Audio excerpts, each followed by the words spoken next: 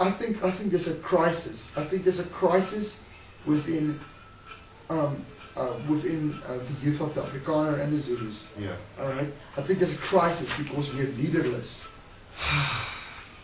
Yes, please.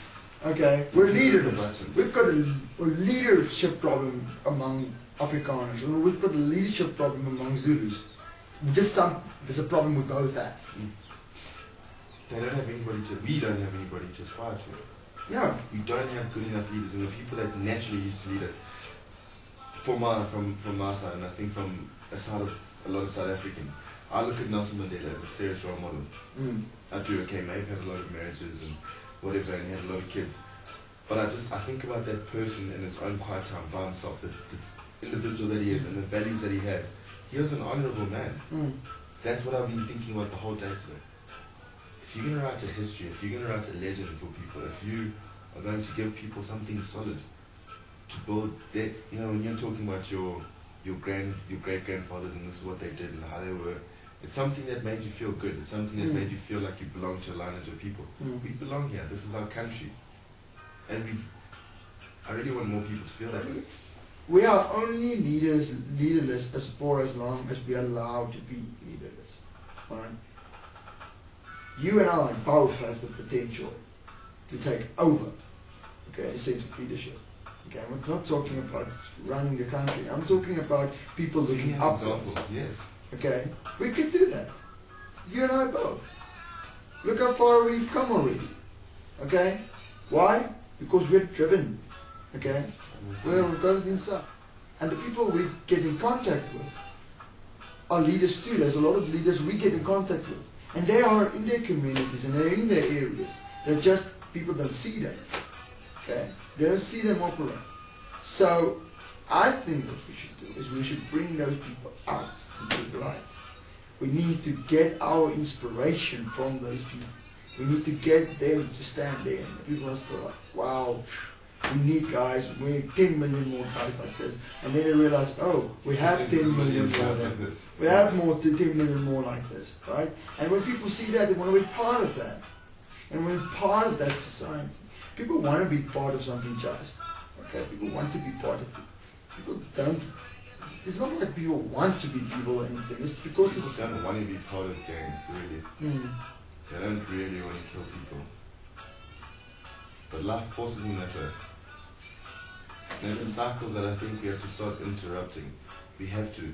You know, back in the day, if one of the elders, I'll just say an elder, an uncle or whatever, had seen myself, my friend and I fighting, or boys from two different communities fighting, you know, that actually try and stop people from doing it.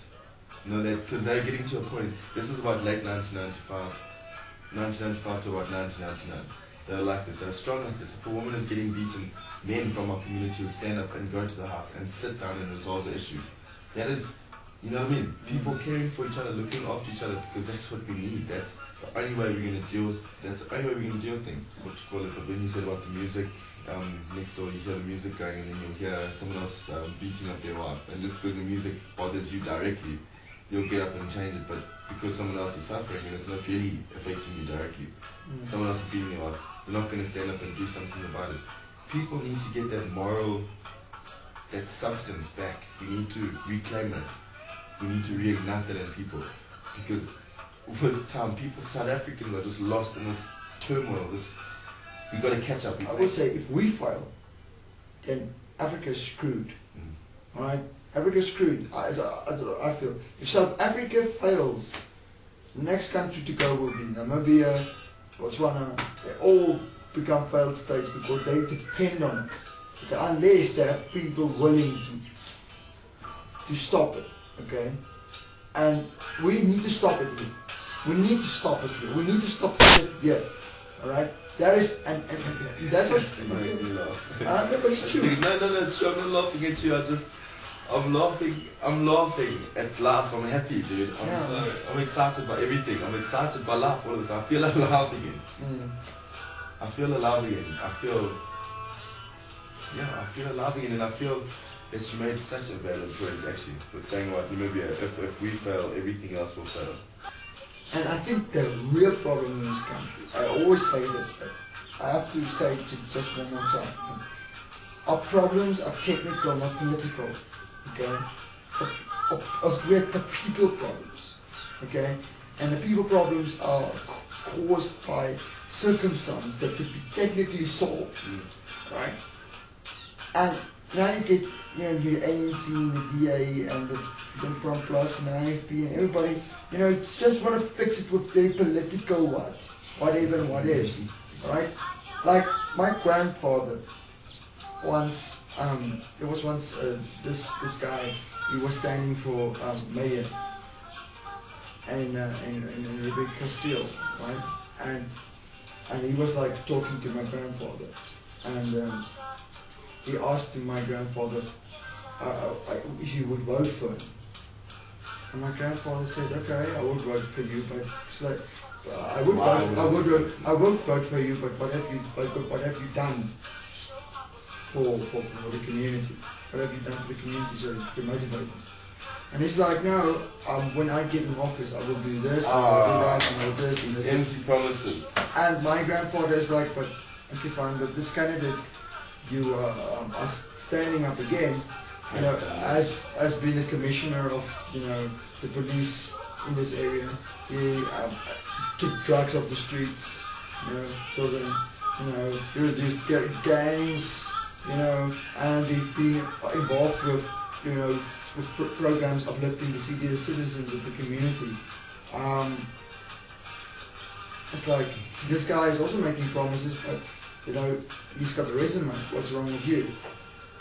He did that all with his own initiative. Okay? So that's what we need to do. We need to get the guys who are doing the work praised. I mean, I take it that Daniel Jordan is an ANC, right? Daniel Jordan is ANC. Okay? But Daniel Jordan organized the 2010 World Cup. He freaking lobbied for that World Cup. He lobbied for the World Cup, in 2006. And he failed. He lobbied for the World Cup, he stuck to it. And you know how many people want to take his job over when he started getting a success? And started to take charge of him. Not charge of his work. Right? They wanted to kick him out and keep criticizing him, right? And everybody was on his case on how we are not going to be ready. Okay? And what? He dragged the world a moorshapit, alright? He showed them, alright, that he can do it. Okay? He showed them with a good team of people, they pulled off the World Cup successfully. One of the best World Cups the world has ever seen. No one gave him the credit. No, he got the credit. He got the credit that as the father of the South African World Cup, the first African World Cup, he got the credit. Everybody's praising him right now. But, geez Louise, if he can do that, why isn't he running for president?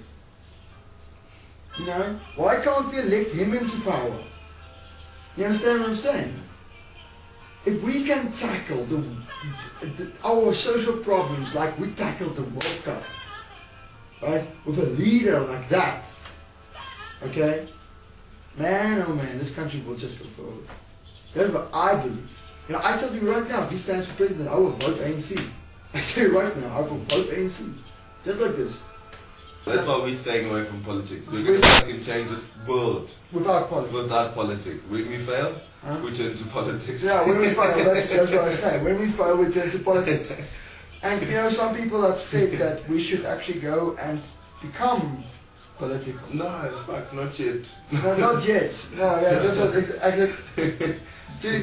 if we go into politics, it will be the end of us. Yeah, that's exactly what I was looking for.